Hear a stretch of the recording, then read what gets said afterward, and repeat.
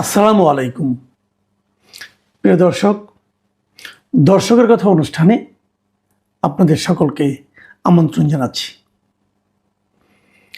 আজ আমি একটি মাত্র কন্টেন্টের যে কমেন্টস সেটা নিয়ে কথা বলছি না, একাধিক কন্টেন্ট আমি নিয়েছি বিভিন্ন জায়গায়, এমনকি অন্য মঞ্চ থেকেও দু একটা মন্তব্য নিয়েছি। মোটামুটি আপনারা বুঝতে পারবেন যে আপনার বিভিন্ন রকম যে রাজনৈতিক দলগুলো যে বিভিন্ন রকম আশ্বাস দিচ্ছে, ফ্রি ইন্টারনেট অথবা বেহেশতের টিকিট, সেটাও আছে। আবার ইলেকশনে ইঞ্জিনিয়ারিং হবে কিনা, ভোট কেমন পড়বে, এ সমস্ত বিষয়গুলো আজকের আলোচনায় আসবে। তো আমি প্রথম যে কমেন্টটা পড়ছি সেটা ওই ফ্রি ইন্টারনেট বিষয়ক যে কন্টেন্টটা ছিল সেখান থেকে নেওয়া হয়েছে। সরওয়ার হোসেন লিখেছেন, মাসুদ ভাই, যদি এমন আশ্বাস পেতাম যে ইন্টারনেট ডাটা এবং রিচার্জে কোনো নির্দিষ্ট মেয়াদ থাকবে না, তাহলেই আমরা খুশি। আমাদের দেশের মানুষের চাহিদা অনুযায়ী এটাই যথেষ্ট। ভালো থাকুন, সুস্থ থাকুন, নিরাপদে থাকুন। ওনার বক্তব্য হলো, ভাই ফ্রি ইন্টারনেট চাই না, যে ইন্টারনেটটা আমাদের দেওয়া হয় তার জন্য মেয়াদটা না থাকে, এটা হলেই তারা খুশি। আমানুল কবির লিখেছেন, ফ্রি ইন্টারনেট দরকার নাই, চাঁদাবাজি আর দুর্নীতি বন্ধ করলেই হবে। দেখুন আসলে মানুষের চাহিদা কত কম, কাজে মানুষকে অত লোভ দেখিয়ে কোনো দরকার নাই। মাসুদুর রহমান লিখেছেন, মাসুদ কামাল, আমি আপনার ভিডিওগুলি নিয়মিতই দেখি, কারণ আপনার বিশ্লেষণগুলো অনেক যুক্তিসঙ্গত মনে হয়, কিন্তু আজকের বিষয়টিতে আপনার ধারণায় একটু ঘাটতি আছে। বর্তমানে উন্নত বিশ্বসহ আফ্রিকার অনেক দেশ যেমন কেনিয়া, জাম্বিয়া, এমনকি উগান্ডাতেও এরকম ফ্রি ইন্টারনেটের ব্যবস্থা আছে। তারা পারলে আমরা পারবো না কেন? পরিকল্পনা বাস্তবসম্মত কিনা সেটা চিন্তা করুন। আর যদি দেখি পরিকল্পনার পুরি উড়ে গেছে, পরে আছে শুধু কল্পনা, তাহলে 5 বছর পরে বিচার করার সিদ্ধান্ত তো আমার আপনার হাতে থাকছেই। আমি মনে করি পরিকল্পনাটি বাস্তবসম্মত ও সময় উপযোগী। মিস্টার মাসুদুর রহমান সাহেব, আপনাকে আমি আপনার অবগতির জন্য বলি, পরিকল্পনা ভালো, অবশ্যই সময় উপযোগী, কিন্তু বাস্তবসম্মত নয়। বাস্তবসম্মত নয় এই কারণে যে আপনি এ ধরনের কাজ করতে পারলে খুবই ভালো হবে, কিন্তু আপনার কি সেই সামর্থ্য আছে কিনা সেটা আমাদের ভেবে দেখতে হবে। যে কথাটা ওখানে বলেছেন উনি, মিস্টার মাহাদি আমিন, ওনার কথা থেকে এটুকু বোঝা যায় যে উনি সারা দেশে সকলের জন্য ফ্রি ইন্টারনেটের ব্যবস্থা করেছেন। সেটা উনি পারবেন না ভাই, আমি আমার অভিজ্ঞতা থেকে বলছি, যা দেখেছি এ পর্যন্ত গত কয়েক বছরে। আর আপনি যে 3টা দেশের উদাহরণ দিলেন, আমি আপনার অবগতির জন্য জানাই, আপনি আরেকবার চেক করে দেখতে পারেন, গুগলে চেক করলে পাবেন, কোনো সমস্যা নেই। এই 3টা দেশের কোনোটাতেই ফ্রি ইন্টারনেট নাই। উগান্ডা এবং কেনিয়ায় কিছু কিছু শপিং মলে ইন্টারনেট ফ্রি আছে, কিছু কিছু রেস্টুরেন্টে আছে। এরকম রেস্টুরেন্টে ফ্রি ইন্টারনেট তো আমাদের দেশেও আছে। এটা ওই রেস্টুরেন্টগুলো অথবা শপিং মলগুলো তাদের ব্যবসায়িক স্বার্থে এটা করে থাকে, যাতে নাকি লোক বেশি বেশি ওখানে যায়, কিন্তু মোটের উপর ফ্রি ইন্টারনেট নাই ওই দেশে। যাই হোক, আমি পরে মন্তব্যে যাচ্ছি। শিমুল যশোর লিখেছেন, বাংলাদেশের মানুষ দেশকে নয় দলকে ভালোবাসে, এটাই বাস্তব। আগামীতে যে সরকার গঠন করবে সে এই দেশ চালাতে পারবে না। ইউনূস সরকার দেশের অর্থনীতি এমন এক পর্যায়ে নিয়ে গেছে যে সেখান থেকে বেরিয়ে আসতে গেলে মিনিমাম 5 বছর লেগে যাবে। আমি গ্যারান্টি দিয়ে বলতে পারি, যে দল ক্ষমতায় আসবে সেই দল সবচেয়ে বেশি ক্ষতিগ্রস্ত হবে। 3 মাসের মধ্যে নির্বাচন হলে আজ এই পরিণতি দেখতে হতো না। কি হবে এই দেশটির উপায়? শিমুল সাহেব, আমি আপনার সঙ্গে একদমই একমত। এই নির্বাচনটা যদি টেনে টেনে 1.5 বছর পর্যন্ত নিয়ে না আসা হতো, তাহলে নতুন একটা রাজনৈতিক দল এসে দেশটাকে গড়তে পারত। এই 1.5 বছরে এই অন্তর্বর্তীকালীন সরকার নিজেদের অযোগ্যতা দিয়ে এই দেশটাকে এমন একটা জায়গায় নিয়ে গেছে, নতুন যে সরকার দায়িত্ব নেবে তারা এসে বিপদে পড়বে। মনসুর আবু লিখেছেন, বর্তমান সরকারের অধীনে নির্বাচন নিরপেক্ষ হবে না। বিএনপি ফাঁদে পড়ে গেছে, তাদের উচিত ছিল কেয়ারটেকার সরকারের দাবি করা। বর্তমান সরকারের প্রধান কাজ ছিল কেয়ারটেকার সরকার ব্যবস্থা ফিরিয়ে আনা। আবারও বর্তমান এবং পরবর্তী নিরপেক্ষ নির্বাচনের আশঙ্কা থেকে গেল। আশঙ্কা নয়, কেয়ারটেকার সরকার ব্যতীত নিরপেক্ষ নির্বাচন সম্ভব নয়। বিএনপি কেন বুঝলো না এটা ইসলামী দলের সরকার? ইমরুল লিখেছেন, 25 থেকে 30% ভোট পড়বে, এর চেয়ে বেশি হবে না। কারণ মানুষের মধ্যে ভোটের আকর্ষণই নাই। রেজাউল করিম লিখেছেন, অন্তর্ভুক্তিমূলক নির্বাচন না, তাই লোকজনের আগ্রহ নেই। এটা কিন্তু একটা কারণ হতে পারে আসলে। মুজাম্মেল হক লিখেছেন, এই নির্বাচনে জামাত পাশ করবে এবং সরকার গঠন করবে এবং এই ফলাফল বিএনপি মেনে নেবে না, পরবর্তীতে দেশে একটি গৃহযুদ্ধ হবে। এটাও কিন্তু আমি একদম উড়িয়ে দিচ্ছি না। জসিম ভুইয়া লিখেছেন, আমি ঢাকা থেকে চট্টগ্রাম গেছি ইদানিং এবং ঢাকা থেকে পটুয়াখালী গেছি শুক্রবার শনিবার, কিন্তু কোথাও কোনো উৎসাহ উদ্দীপনা দেখিনি, মানুষের তেমন আগ্রহ নাই এই নির্বাচনে। মিল্লা আব্দুল খাউম লিখেছেন, মানুষ ভোট দিতে আসতে চায় না, কারণ ভোট দিয়ে সাধারণ মানুষের কোনো উপকার হয় না, যে ক্ষমতায় আসে সেই লুটপাট করে খায়। রিয়াদ লিখেছেন, জনাব আসসালামু আলাইকুম, নির্বাচন যত ঘনিয়ে আসছে ততই আওয়ামী লীগের সাধারণ সমর্থক থেকে শুরু করে সবাইকে ভোট কেন্দ্রে যেতে হুমকি ধামকি দেওয়া হচ্ছে। যদি কেউ ভোট কেন্দ্রে না যায় সে আওয়ামী লীগের দোসর এবং তাকে বিভিন্ন মামলায় ফাঁসিয়ে দেওয়ার হুমকি দেওয়া হচ্ছে।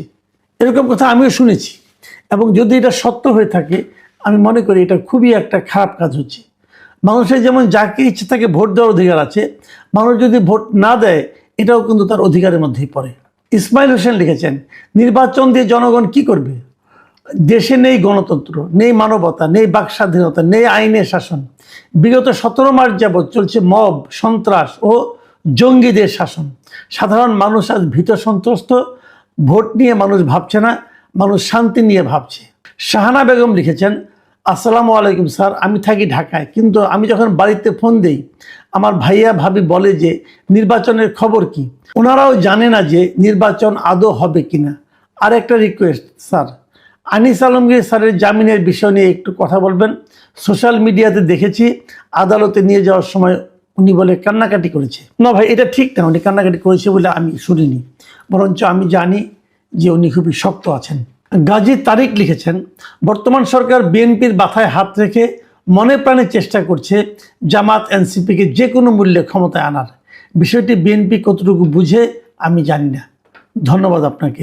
ইশরাত ফাহিমা কথা লিখেছেন, 12 ফেব্রুয়ারি নির্বাচনে একই দিনে সংসদ নির্বাচন এবং জুলাই সনদের উপর গণভোট অনুষ্ঠিত হবে। তখন কোটি কোটি মানুষ স্বতঃস্ফূর্তভাবে গণভোটে অংশ নিতে আসবে। তখন গোপনে ইঞ্জিনিয়ারিং করা অসম্ভব হয়ে পড়ে। বর্তমানে দেশের সব রাজনৈতিক দল প্রকাশ্যে প্রচারণা চালাচ্ছে এবং বিদেশি পর্যবেক্ষকরাও মাঠে রয়েছে। এ ধরনের কঠোর আন্তর্জাতিক ও অভ্যন্তরীণ নজরদারিতে কোনো গোপন ইঞ্জিনিয়ারিং সম্ভব নয়। ভাই, আপনার এই চিন্তা বাস্তবে পরিণত হোক এই প্রত্যাশা করি। রাকিবুল শুভ লিখেছেন, নির্বাচন না হওয়ার সম্ভাবনা 80 থেকে 90% এবং 7 থেকে 8 তারিখের মধ্যে বিএনপি নির্বাচন বয়কট করার সম্ভাবনা রয়েছে। ভাই শুভ সাহেব, আপনি এরকম সম্ভাবনা কোথায়, কিসের উপর ভিত্তি করে বললেন? একটু ডিটেল বললে আমরা উপকৃত হতাম। কিন্তু আমি কিন্তু ব্যক্তিগতভাবে মনে করি না যে নির্বাচন স্থগিত হওয়ার সম্ভাবনা আছে এবং বিএনপি নির্বাচন বর্জন করবে, এটাও আমার কাছে মনে হয় না। এডি রাজ্জাক লিখেছেন, নির্বাচন নয়, ইউনূস ডাক্তারের আগ্রহ গণভোট, অথচ এই গণভোট শব্দটি সংবিধানেই নেই। রাজ্জাক সাহেব, আপনি ঠিকই বলেছেন, আসলেই গণভোট কিন্তু সংবিধানে নেই এবং এটা সম্পূর্ণভাবে বেআইনিভাবে আমি মনে করি চাপিয়ে দেওয়া হচ্ছে। হারুন রশিদ লিখেছেন, শিবির এবং এনসিপি যে ধরনের মব কালচার প্রচলন করেছে এই জন্য জনগণের মধ্যে ভয় কাজ করছে। বিশ্ববিদ্যালয়ের নির্বাচন ব্যবস্থাকে যে ধরনের কলুষিত করার চেষ্টা হয়েছে, ঠিক জাতীয় নির্বাচন এর চেয়ে বেশি হতে পারে। হ্যাঁ, ইলেকশন ইঞ্জিনিয়ারিংয়ের সম্ভাবনা উড়িয়ে দেওয়ার সুযোগ নেই। রমজান আলী লিখেছেন, মাসুদ ভাই, আমি বহুদিন লিখেছি এদেশের নির্বাচন ততদিন সুষ্ঠু হবে না যতদিন সাধারণ মানুষ জাতীয় রাজনীতির নামে দলীয়করণ থেকে দূরে না সরবে। প্রার্থী ভালো মন্দ যাচাই না করে মার্কায় ভোট দেয়, এটাই জাতির জন্য অভিশাপ। শফিকুল ইসলাম শুভ লিখেছেন, মাসুদ কামাল ভাই, এই নির্বাচনে সর্বোচ্চ ভোট পড়বে 35 থেকে 40%। আমি এই জন্যই বলছি, আমাদের কোম্পানিতে প্রায় 10,000 লোক আছে, তাদের সাথে আমি কথা বলেছি, মনে হয় 1,000 লোকও যাবে না ভোট দিতে। এতে একটা মোটামুটি জরিপ হয়ে যায় বলে আমি মনে করি। মোহাম্মদ জয়নাল লিখেছেন, শেখ হাসিনার আমলে ডামি নির্বাচন বা কারচুপি নির্বাচন হলেও নির্বাচনের একটা আমেজ থাকতো, কিন্তু এবারে নির্বাচনে কোনো আমেজ নেই। আমার মনে হয় এই নির্বাচন ম্যাটিকুলার ডিজাইনের নির্বাচন। মোহাম্মদ নীল চৌধুরী লিখেছেন, আমাদের এলাকায় ময়মনসিংহ অঞ্চলে নির্বাচনের কোনো আমেজ নেই। নির্বাচন হচ্ছে, যদি অনলাইনে না থাকতাম তাহলে বুঝতেই পারতাম না নির্বাচন শুধু অনলাইনেই। দেখুন, এগুলি কিন্তু আসলে নির্বাচন নিয়ে মানুষের সার্বিকভাবে মতামত, এবং এই মতামতগুলিকে আপনি কিন্তু উড়িয়ে দিতে পারবেন না। আসলে নির্বাচন কতটুকু মানুষের মধ্যে দাগ ফেলতে পেরেছে, মানুষের মধ্যে কতটুকু উৎসাহ জন্ম দিতে পেরেছে, এটা নিয়ে কিন্তু আমি আমার বিভিন্ন কন্টেন্টে এরই মধ্যে বহুবার সন্দেহ প্রকাশ করেছি। ইয়াসিন লিখেছেন, একটা ভোট দিব, একজন সংসদে যাবে, যারা সংসদে যায় তারা কি আর ভালো মানুষ? তাই আমি ভোট কেন্দ্রেই যাব না। মানে ইয়াসিন সাহেবের আসলে নির্বাচন নিয়েই এক ধরনের বীতশ্রদ্ধ মনোভাব তার মধ্যে কাজ করছে। বখতিয়ার আহমেদ রানা লিখেছেন, এই নির্বাচন হলেও পাতানো নির্বাচন হবে, পার্লামেন্ট হবে ঝুলন্ত, যা আমাদের দেশের জন্য হবে বিপজ্জনক। 2.5 বছরের মধ্যে আবার নির্বাচন হবে। এটাও কিন্তু একটা ভয়ঙ্কর কথা। যদি 2.5 বছরের মধ্যে আবার নির্বাচন হয়, একটা নির্বাচন হতে প্রায় 1.5-2 হাজার কোটি টাকা খরচ হয়। তো এত খরচ কি আমাদের মতো দেশের জন্য করা কতটুকু আপনার সুবিধাজনক হবে, আরামদায়ক হবে, এটাও কিন্তু একটা চিন্তার বিষয় আছে। মোহাম্মদ জুলহাস লিখেছেন, আসলে এটাই শেষ মন্তব্য। এই মন্তব্যটা একটু নির্বাচনের বিষয় না, একটু নির্বাচনের বাইরের একটা বিষয় নিয়ে উনি মন্তব্য করেছেন, এবং এটাকে গুরুত্ব বিবেচনা করে আমি আপনাদেরকে পড়ে শোনাচ্ছি। মোহাম্মদ জুলহাস লিখেছেন, মাসুদ ভাই সালাম নেবেন, আপনার প্রত্যেকটি আলোচনা এমন মনোযোগ সহকারে দেখি, আপনার তথ্যভিত্তিক আলোচনা আমি গর্ব করি, এবং আপনার নিকট থেকে অনেক কিছু শেখার আছে, সেটা জনগণের আছে, দেশেরও আছে। আপনার কাছে আমার একটা অনুরোধ, আপনি সম্মিলিত 5 ব্যাংক নিয়ে একটা ভিডিও বানান, যাতে 75 লক্ষ পরিবারের একটু একটু উপকার হয়। সবাই আপনার জন্য দোয়া করবে, যে গভর্নরের কারণে এই অবস্থা। তাই আপনার কাছে আমার বিনীত অনুরোধ, একটি ভিডিও বানান, আপনি সকলের দোয়া পাবেন। ভাই জুলহাস সাহেব, এটা নিয়ে অবশ্যই একটা ভিডিও করা উচিত আমি মনে করি, কিন্তু এটা তো নির্বাচনের সময়, যে কারণে আমি করতে চেয়েও করিনি। কিন্তু আপনি যখন এই কথাটা বললেন, তখন আমি এটা নিয়ে একটু কথা এখানে বলতে চাই। এটা আসলেই খুবই ভয়ঙ্কর একটা ব্যাপার, যে 5টা ব্যাংকে একত্র করা হয়ে সেখানে সম্মিলিত ইসলামী ব্যাংক করা তো হয়েছে, কিন্তু যারা এখানে আমানত রেখেছিলেন, টাকা রেখেছিলেন, বিভিন্ন মেয়াদে সঞ্চয় করেছিলেন, তাদের সঞ্চয়ের কিন্তু ভয়ঙ্কর অবস্থা। বলা হচ্ছে দেওয়া হবে, কিন্তু দেওয়া কি হচ্ছে না। আপনারা খবর নিয়ে দেখেন, হচ্ছে না। এমনকি তাদেরকে যে মুনাফা দেওয়া হয়েছে 2024 এবং 25 সালে, সেই মুনাফাও নাকি ফেরত নেওয়া হবে। আমি একটা বিষয় কিছুতেই বুঝি না, ব্যাংকিং সিস্টেমে মানুষ যখন কোনো ব্যাংকের টাকা রাখে, তখন কিন্তু ওই ব্যাংকের কে মালিক তাকে দেখে রাখে না। মানুষ টাকা রাখে, যে যত ব্যাংক আছে দেশে, প্রত্যেকটা ব্যাংকের অভিভাবক হচ্ছে বাংলাদেশ ব্যাংক। বাংলাদেশ ব্যাংক হলো সরকারের। তার মানে সরকারই একটা গ্যারান্টি দেয় যে এই ব্যাংকে, আমার দেশে যে সমস্ত ব্যাংকের আমরা অনুমোদন দিয়েছি, সেই ব্যাংকগুলোতে টাকা রাখলে আপনার টাকা মার যাবে না। এটা কিন্তু সরকার গ্যারান্টি দিচ্ছে। তো সরকার পরিবর্তন হয়ে গেছে, তাতে কি আছে? আপনার আগের সরকারের, নতুন যে সরকার আসছে, তাকে তো আগের সরকারের সমস্ত দায় দেনা, সুবিধা অসুবিধার দায়িত্ব নিতে হবে।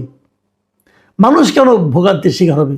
একজন মানুষ তার জীবনের হয়তো পেনশন পাওয়ার পর তার জীবনের সর্বস্ব জমা রেখেছে, ওই টাকা থেকে যে ইন্টারেস্ট যে পায়, যে মুনাফা পায়, হয়তো সেটা দিয়ে তার সংসার চলে। কিন্তু 2024 এবং 25 সালে যে মুনাফা তারা পেয়েছে, এখন সেই মুনাফা যদি তাদের ফেরত দিতে হয়, তাহলে তাদেরও প্রত্যেক কি? তারা যখন ব্যাংকে টাকা রাখে, তখন কি ধরনের কোনো শর্ত তাদেরকে জানানো হয়েছিল? হয়নি। বাংলাদেশ ব্যাংকের ম্যানেজারের ইচ্ছা হলো, উনি এসে বললেন এই ব্যাংকগুলি রুগ্ন বলার সঙ্গে সঙ্গে তো ব্যাংকগুলি মরে গেল। যে ব্যাংক বাংলাদেশ ব্যাংকের গভর্নর বলে রুগ্ন, সেই ব্যাংকে কেউ টাকা রাখবে? যদি কেউ টাকা না রাখে, তাহলে সেই ব্যাংক মুনাফা কিভাবে করবে? সেই ব্যাংক কীভাবে মানুষকে টাকা দেবে? তো এই যে বিষয়গুলো, আমি মনে করি এটা সরকার সাধারণ মানুষের সঙ্গে, 75 লক্ষ পরিবারের সঙ্গে তারা একটা বিশাল অন্যায় করেছে। বাংলাদেশ ব্যাংকের যিনি গভর্নর আছেন, ওনার বেশ কিছু কিছু ক্ষেত্রে কোনো সিদ্ধান্তের জন্য উনি হয়তো মানুষের কাছে প্রশংসা পেয়েছেন, কিন্তু এই 5টি ব্যাংকে একত্র করে উনি এবং তাদের গ্রাহকদেরকে বঞ্চিত করে, আমি বঞ্চিতও বলবো না, আপনি গ্রাহকদেরকে প্রতারণা করেছেন, আপনি গ্রাহকদেরকে ক্ষতির মুখে ঠেলে দিয়েছেন। এটা করে আপনি যে অন্যায় করেছেন, এই অন্যায়ের কোনো ক্ষমা নেই। আমি মনে করি এই অন্যায়ের দায় এই সরকারের উপর বর্তাবে। সরকার কি সেই দায় নিতে চাইবে? না নিলে এই মানুষগুলো হয়তো কিছু করতে পারবে না, আপনাদের মারতে পারবে না, ধরতে পারবে না, কিন্তু এদের অভিশাপ আপনাদের সারা জীবন বয়ে বেড়াতে হবে। আমি মনে করি বাংলাদেশ ব্যাংকের উচিত হবে প্রয়োজনে টাকা দিয়ে তাদেরকে হেল্প করে এই সমস্ত লোকগুলির যারা যার যা মুনাফা ছিল এবং যার যা আমানত আছে সেগুলি ফেরত দেওয়ার ব্যবস্থা করা। প্রিয় দর্শক, আপনারা ভালো থাকবেন। এখন এই পর্যন্তই। আল্লাহ হাফিজ।